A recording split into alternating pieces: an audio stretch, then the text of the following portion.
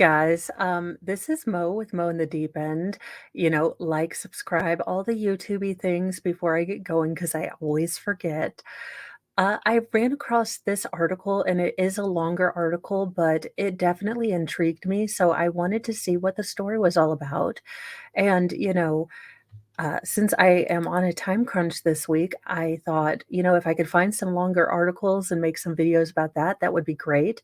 But this is about one sister's 30-year journey for justice, trying to prove that her brother didn't self delete. He was, in fact, unalived by another person.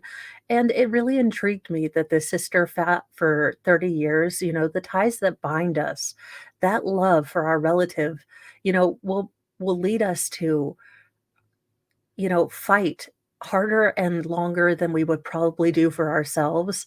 So I definitely thought that this was a story that we could read, and since it's a bit longer, I would just make a separate video. So let's get into it. On the evening of Friday, the 9th of December 1988, Sydney Harbor shook with a thunderstorm. Rain poured all night across the city. There were blackouts. Finally, at dawn, the sun emerged and the storm passed. Around 9 a.m., Brian Butson and his friend Paul Patterson and Paul's 13-year-old son Stephen set out to go spearfishing among the rocks below North Head Cliffs, the beachside suburb of Manly, 20 minutes north of the city. Wearing wetsuits and carrying spears and buckets, they made their way to the bottom of the cliffs, which tower 14 stories above the ocean and towards the sea pools. Then Stefan spotted a body. It was lying on its side on some rocks. Fragments were strewn around, and seagulls were picking over the remains. A body, he shouted. Brian and Paul weren't convinced. It's probably an animal, they said. Moving closer, however, they saw he was right, and this was the body of a naked young man. Dr. Johann de Flue, a forensic pathologist who examined the body, described it as having a total distortion of the skull. Years later, speaking in a documentary series called Never Let Him Go, DeFlo would say, quote, "To me, it was a routine case. It was approached as a self-deletion from the beginning," end quote. This, too, was the conclusion swiftly reached by the young police officer on duty. Constable Troy Hardy was just 24 when Stephen Patterson rushed into the station saying he had found a body. Arriving on the beach just before 11 a.m., Constable Hardy was joined by three other policemen and a paramedic. A helicopter took the body to Manly Hospital, and Brian Bunsen, together with two policemen, went off to find the spot from which the man had fallen. Climbing from the beach to the car park, they followed a dirt path uphill a stone wall with a gate in it through to a cliff top. There, around 10 meters from the edge, was a pile of clothes. There was no obvious signs of struggle, no note left either, just a pair of blue trousers and a long-sleeved shirt, both neatly folded, some green underpants, and a pair of Adidas trainers. Along with the clothes were a few other items, including a student identification card with an address almost 200 miles away in Canberra, and the name of a man, Scott Johnson. So this is Scott Johnson.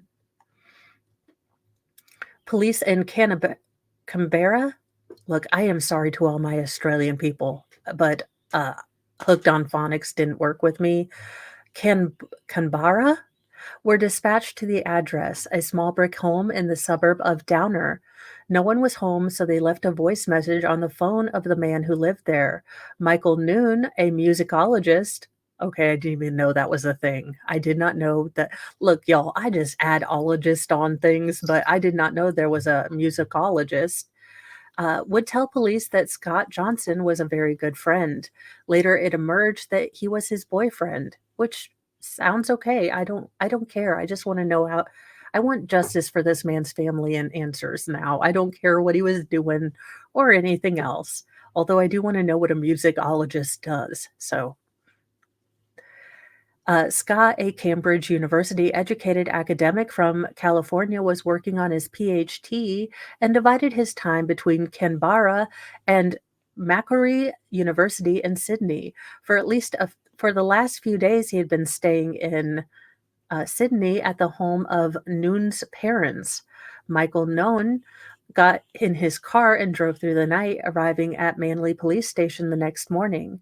After being interviewed by Constable Hardy and identifying Scott's body at the morgue, and I cannot imagine how absolutely heartbreaking and just soul crushing that would be to find the body of someone you loved, someone you thought was just, learning, exploring, doing his own thing, and then having to be that person that has to, make it real.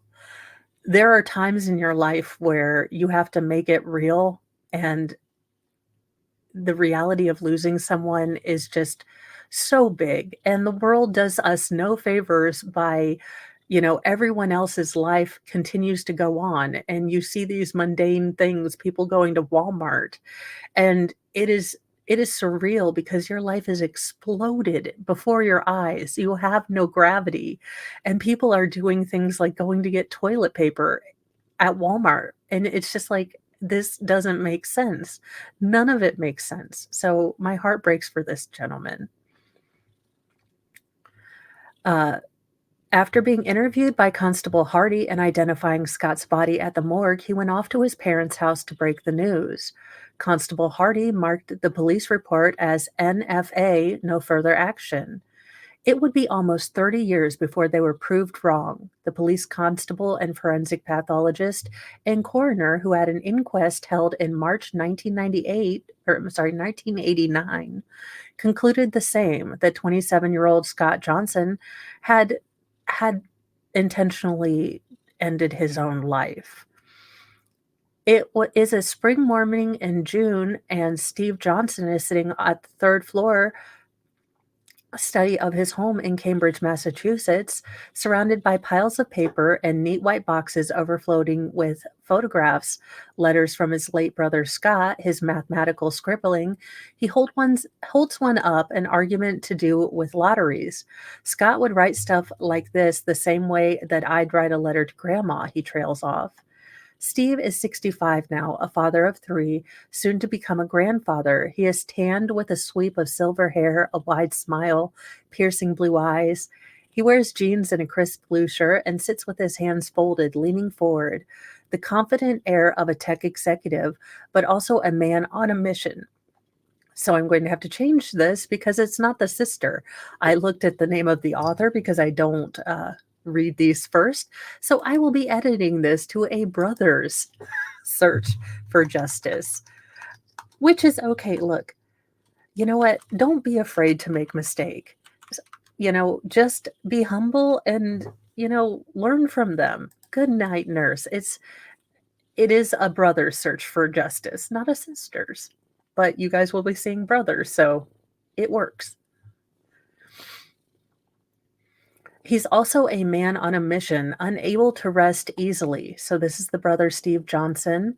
It's 7 a.m., but he's been up for hours. He has 3 full-time jobs, he tells me, though technically he doesn't need to work at all, having sold the tech company, excuse me, he co-founded to AOL for $100 million back in 1996. He is now the chief executive of an AI firm, Notable Systems, and a senior fellow at Northwestern and Harvard universities. Then there's his primary job, campaigning for justice with a small group that he calls Team Scott. Scott's story is one that he's told for 36 years. There was a documentary last year, and now he's written a book called A Thousand Miles from Care. It's the reason we are speaking today. A Hollywood film is in the works too. He's excited it's being produced by Ben Stiller's former production partner, Nicholas Weinstock, and he's mulling over who'd he'd like to play him. Only now things are different. For years, he gave interviews because he wanted to catch a killer, but currently one is in prison. It took 3 inquests, successive police teams, a sting operation, and a $2 million reward to get there, with Steve pushing throughout. In 2020, a man called Scott White, more on that person later, was arrested. In 2022, he pled guilty to unaliving Scott Johnson. Though sentenced to 12 years, the conviction was later overturned, and in 2023, he pled guilty to the lesser charge of manslaughter, and his sentence was reduced to 9 years. Okay, Australia, I don't get your sentencing. I am a dumb American. I don't understand 12 years for unaliving someone and 9 years for, well, it recklessly kinda sorta Sarah Boone happened. But, you are your own country, you get to make your own laws. I am just confused by them. So, no judgment, just confusion. He would be eligible for parole in 2026. White said that he met Scott Johnson at a hotel bar and they went for a walk to the cliff top. Then, during an argument, he threw a punch, causing the other Scott to stagger backwards and accidentally fall to his death. Steve has his own views on what may or may not have happened that day. He was disappointed with the sentence. So you've got two Scotts on top of a cliff. Now, why one was completely naked seems like more shenanigans were afoot than, well, we got into an argument. It was a little bit of a tussle fussle, and he went over the cliff. I mean, it seems not only that, but to me, and as an armchair, detective, take this with 27 jillion pounds of salt. But his clothes were neatly folded. Now, I don't think if I were going to say end things, I don't know that I would have the presence of mind to fold my clothes. That would have been a big, sort of tip off to me as a police officer. Why would you fold your clothes? Why would you be that fastidious? I would start talking to family members, seeing if he was that fastidious and if that was just a habit he had. But that seems very, like a very deliberate action. I would also, question a lot of things, but it seemed like they had an easy answer in front of them and they picked the easy answer instead of looking for other things that might have occurred.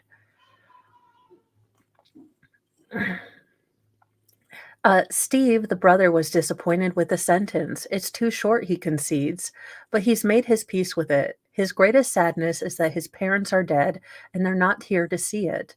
Scott White did an awful thing and it tore our family apart. It ended my brother's life. His voice cracks. I don't forgive him, but I feel like he actually admitted his mistake. He added pointedly, in contrast to some of the police officers involved. Surely then it's over. Now he can stop and enjoy his wealth and have more time with his family. He shakes his head. Looking at my situation, it's been 36 years since Scott died, and the police put me through this. In some way, the police allowed it to happen. I think there are many things that need to happen. So I'm not ready to rest yet. And honest to goodness, if someone hurt someone from my family and the police were involved in, foobarring the entire investigation, you best believe I would be like one of those cockleburs. I would be on their behinds. I would let no one forget it until things changed. So, I mean, this man has the means and the mental, strength to do this. So, what an amazing legacy for his brother. I mean, what an amazing fight that he's done for justice for his brother. The story of Scott Johnson's death and of Steve Johnson's life devoted to getting the bottom of it begins years before a boy stumbled upon a body at the foot of the cliff. Excuse me. It all begins when their parents split up. Grant Johnson met Barbara Getgay in 1956 at the Aria Cinema in Santa Monica. He was 24, a handsome popcorn popper, and a dead ringer for Dirk Powell. She was a 17-year-old high school student and was charmed. He just popped her socks off, with his popcorn. Maybe he gave her extra butter because that would be the way to my heart.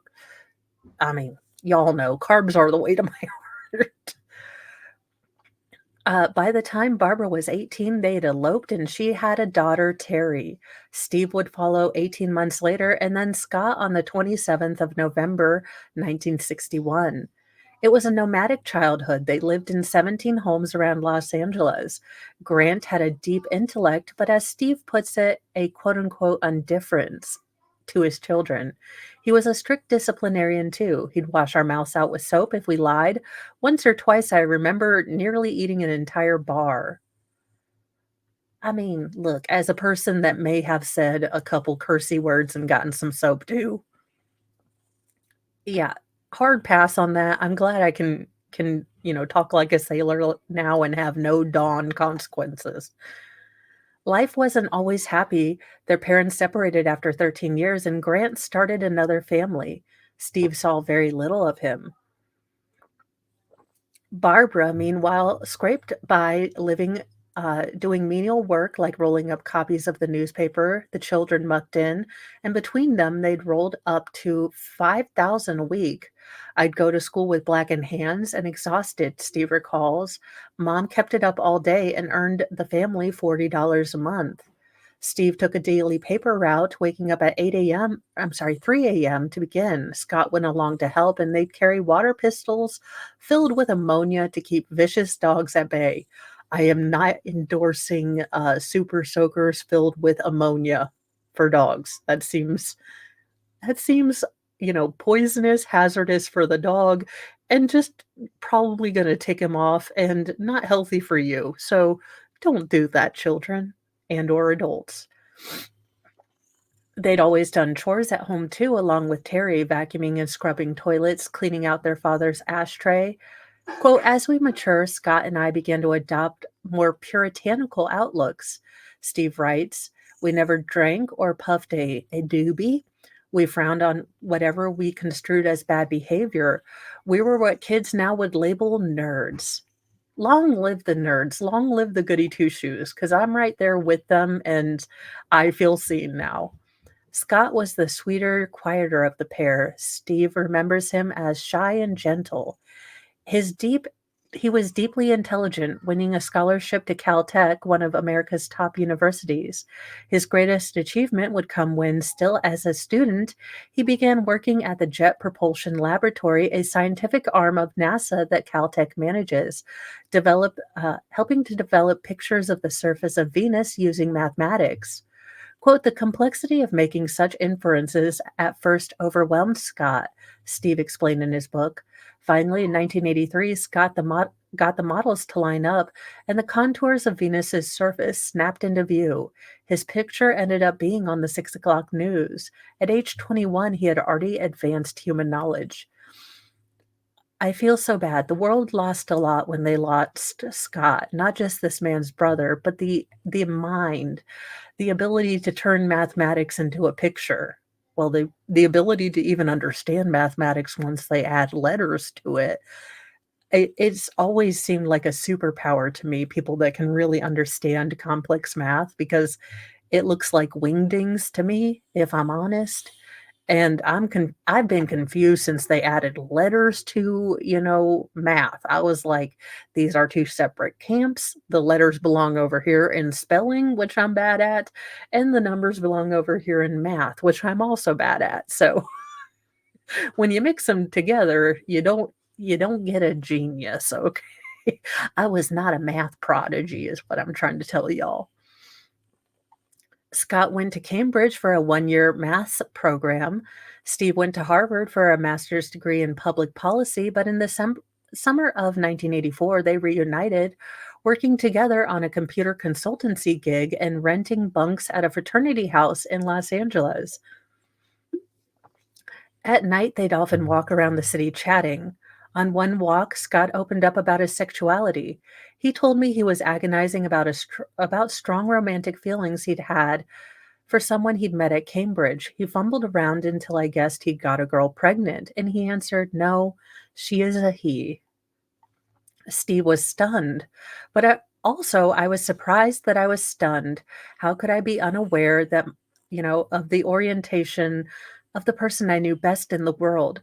It turned out that Scott had been unaware too. He was fascinated by his feelings, and we analyzed them together as we did everything else.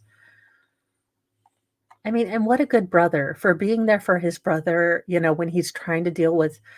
I can personally tell you that feelings are hard for me because they don't follow logic.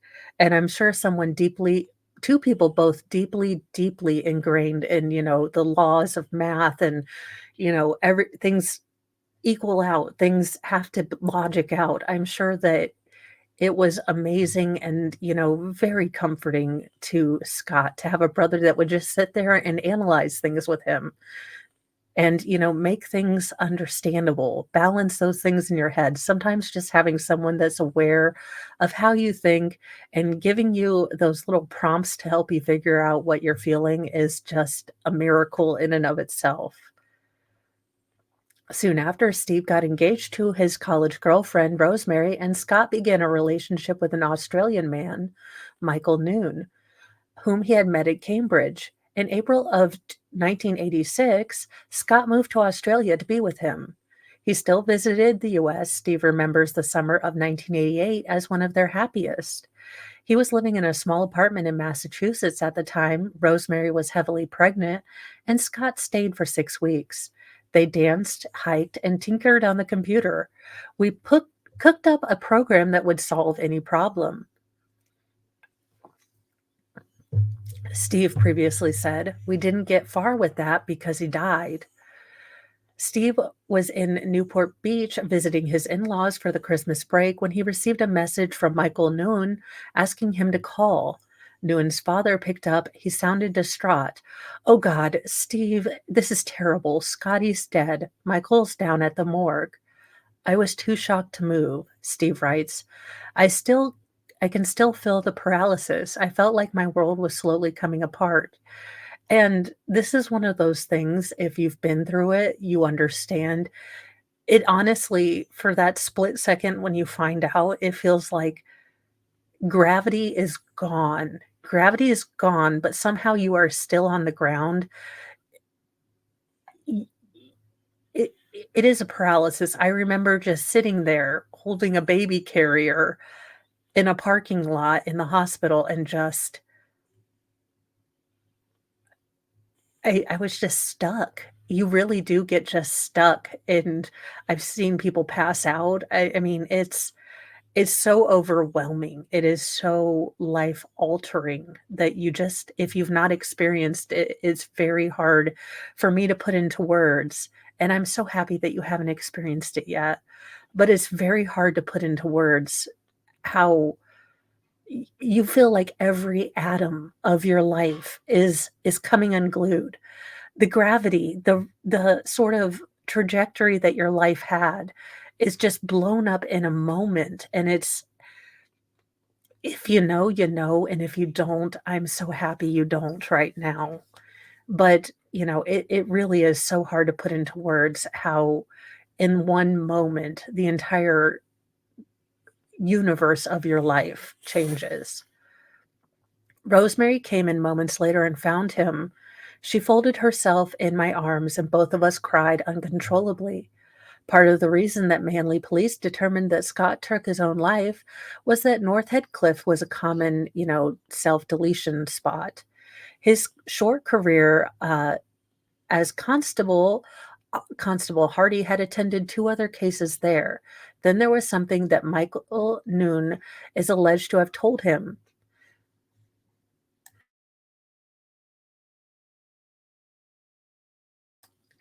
He indicated that Scott was having thoughts of, or maybe previously had attempted deletion, Hardy once said.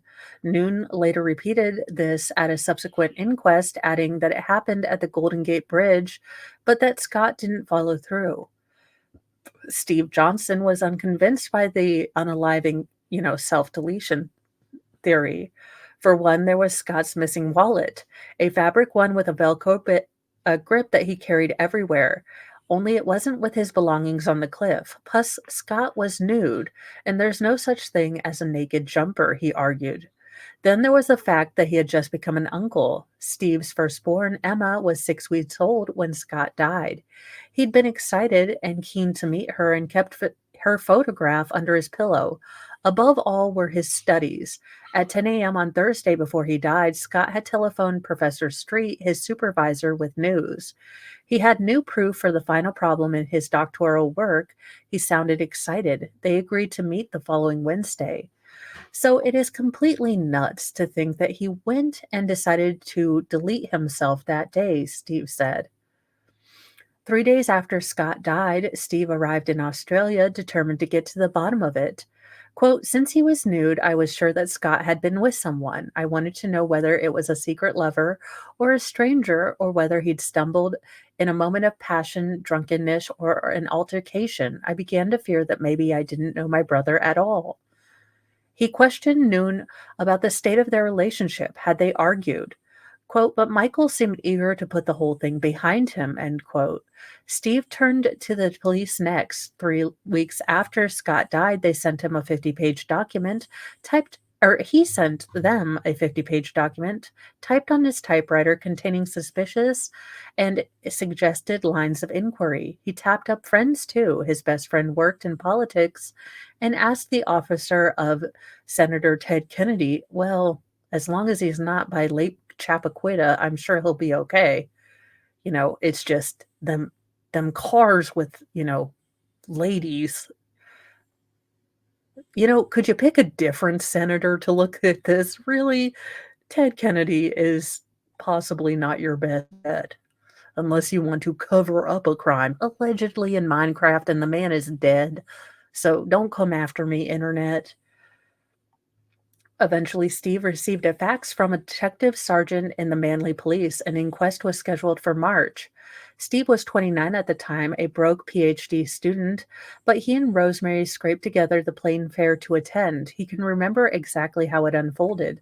Quote, the coroner said to me, well, your brother was very smart, very shy, and homosexual, and unfortunately that correlates with self-deletion. So it's an ideal you'll have to get used to, end quote. That's almost precisely his words. Steve tips his head and smiles gravely. That's how it stayed for 20 years. There was just a mystery. We didn't know what happened. We didn't even know how to talk about it. What was the impact on him? At this question, Steve goes quiet. Quote, well, clearly it changed my life completely in a dozen ways. I was working on a PhD that I dropped, and I had a year or two of grieving deeply. Emma was a baby, so I sort of clutched. He looks away, blinking until he composes himself. So I clutched her to me. And honestly, you guys, having my middle daughter being a baby and just being able to just cuddle and hold her, I can completely get that. I totally get that that is the most life affirming thing that you can do is sometimes just hold on to someone, a little person that's your own. Don't just go take other little people. But, it is very comforting to have, a small child, an animal, something of comfort that you can just hold on to while you're going through hell. Sometimes the most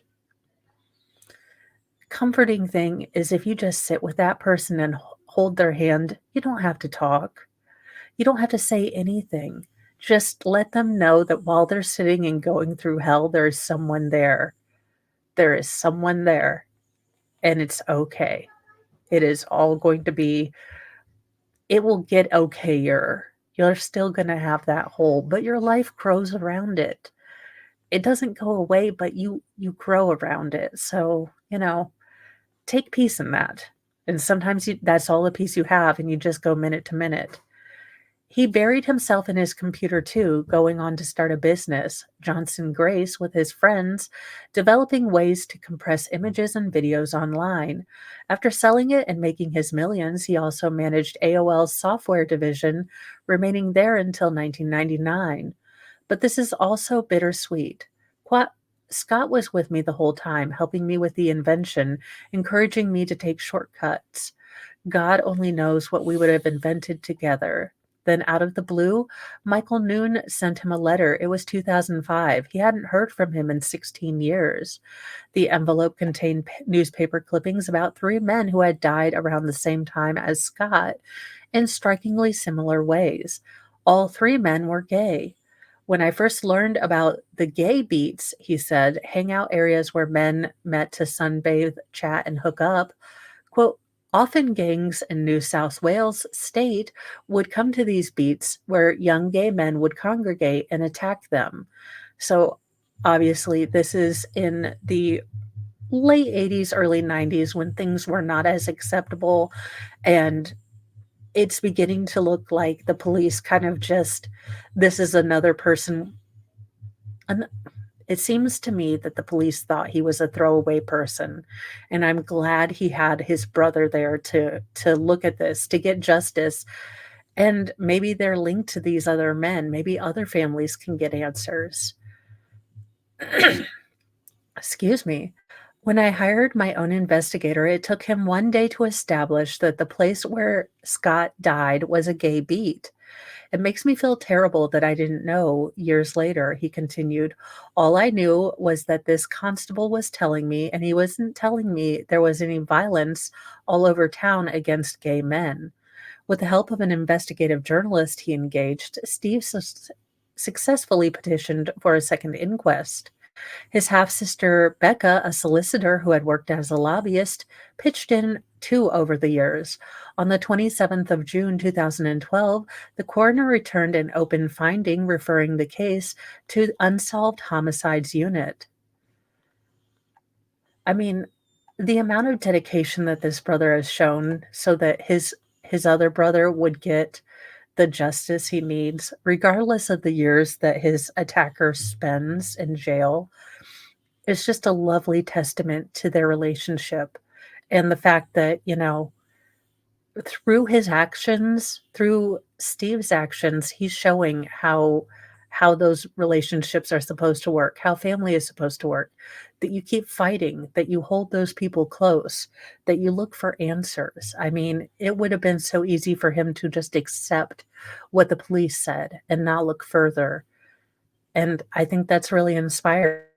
Summer, Steve took Scott's ashes to Switzerland and scattered them in the Alps. Their mother had recently died. He remembers standing on a snow capped summit covered with clouds, watching them as they blew away. Finally, a ending seemed in sight. Until that is, he and Rosemary traveled back to Australia later that year to meet with the detective inspector at the unit. Steve claims he was told that the case had zero solvability index. That sounded ridiculous, as he previously stated. For starters, Scott Case had never been investigated. Was he angry? He considers this. If I think if the police had actually taken up Scott's case at that point and solved it, I'd have thought, okay, better times, those were the bad old days, but they battled me tooth and nail. Team Scott set to work, writing to the mayor, to politicians, to the state coroner. They filled notebooks with timelines and trawled social media, tracking gangs and quote unquote gay bashers. In February 2013, this case was covered on a popular television show, Australian Story. Later, Mark Gallacher, a minister for police and emergency services, invited Steve to meet together with Pamela Young, the detective chief inspector now appointed to the case. The meeting went badly. Gallacher would say of Young, it was embarrassing to invite the victim's family to my office, then see the excuse me, to see a dismissive approach in relation to the investigation. Afterwards, Steve offered to meet her and share his team's research. Young, he claimed, told him she wouldn't be ready to meet. Young had her own reasons. She had previously argued that there were excuse me, hundreds of unsolved cases and suspicious deaths on the books. Why it was fair, she asked, would someone who could afford to raise the profile of one case so relentlessly jump the queue? Speaking out about the case on a current affairs show called Late Line, Young also accused the minister of kowtowing to Steve Johnson. She was later removed from the investigation. Yeah, if you embarrass you know, the minister to his face on the media, he was probably going back to pencil pushing in the bean counting department, ma'am. I hope she enjoyed her new life as a meter maid, or whatever you call those people in Australia. Finally, in 2016 came a third inquest, almost unprecedented in New South Wales history. This time, the coroner concluded that Scott Johnson was a victim of a gay attack. Although Steve never believed a culprit would be caught, another new team was appointed to the case, and on the 12th of May 2020, Scott White was charged. So it was a Scott on Scott crime, which is kind of odd. Also, okay, this is completely off and this is totally my tangent mind, but if you're both named Scott, like, do you just call out your own name during activities? Pay me no mind. This is a bad tangent. Any hoozle, let's get back to being serious. A stout, unremarkable looking man in middle age, he lived alone with his dog in a small apartment at the time of his arrest. Later, a court would hear that he had spent time living on the streets. He was 18 when Scott Johnson died. He claimed himself to be gay. An anonymous tip off letter written by his ex wife led the police to him. She was 17 when she first met him. Speaking in a documentary, she said he'd been going out poofter bashing. I guess that would be attacking people for their orientation. And stated that the only good gay person was not a live gay person. I'm not going to read that quote, you guys. No. In 2018, she read an article about the death of Scott Johnson. So, did you do this? She asked White. It's not my fault the dumb C word ran off the cliff, he's alleged to have replied. Years later, after speaking to a counselor, she sent the letter to the police. That was a dingus sneeze. After investigating, a sting operation was set up, which led White to admitting that his crime that he was, in fact, involved in the crime, to two undercover police officers, leading them to the spot from which Scott Johnston fell, hidden cameras in the place to capture that confession. Steve tells me he finds it hard to imagine his brother, a maths scholar, having lengthy conversations with White, who is 9 years his junior, poorly educated. Plus, there were many other spots along the way they could have stopped for a tryst. So why walk for so long together? But his ire was saved for the New South Wales police officers who failed to investigate more thoroughly from the start. I want to see an acceptance in a public statement from or two from the police about the mistakes they made in the past, he said. They need to work on the 30 or more cases of gay men that have not been solved. An absolute tragedy. Look, I don't care who you love. I don't care what you do. Do it in your house and don't tell me unless I ask. And if I ask, I'm going to ask weird questions. Y'all are how terrible for more than, 30 for 30 families to not know what happened and, just because it was acceptable at the time that, they saw these people. We saw the same sort of, dismissiveness in the Baumgardner case in Indiana, where the man, had pieces of body parts all over, but because, you know, gay men were disappearing, it wasn't that big a deal. We saw it in the Dahmer case where police actually led underage victims back to the apartment because they didn't want to deal with, you know, the gay issue. It's just we're doing better now, but it is so sad that these 30 families have been waiting and haven't gotten, the justice they deserve because it was acceptable to do this at the time. And they've been waiting for answers. I couldn't imagine a worse living hell than knowing something happened to my baby, my brother, my son, my, uncle, my friend, and there's no answers because no one cared to look into it. On November 2022, a special commission of inquiry began examining suspected hate crimes targeting LGBTQ people in New South Wales between 1970 and 2010.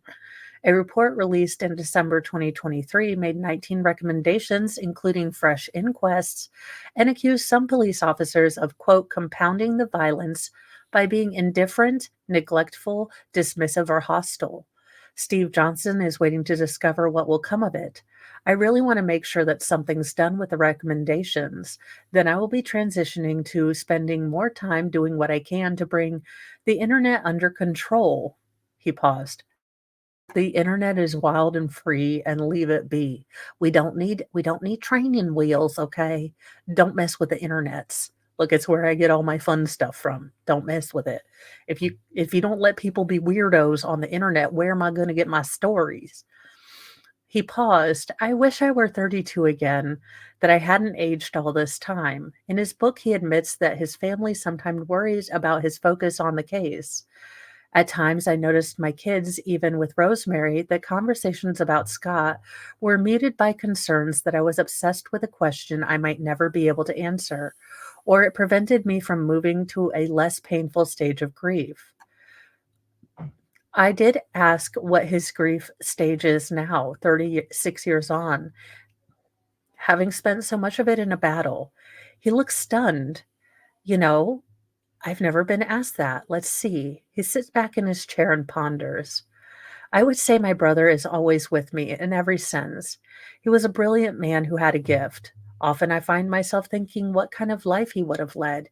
He'd be 63 now, he said, t- off the cuff, taking no time to calculate it. Look, I'd be using my fingers. I'd be phoning a friend like my phone, like, let's look at the calculator.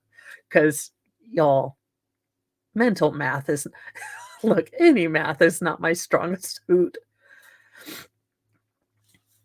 Uh, I doubt he'd have kids of his own, lots of accomplishment. So Scott White didn't just kill a 27-year-old.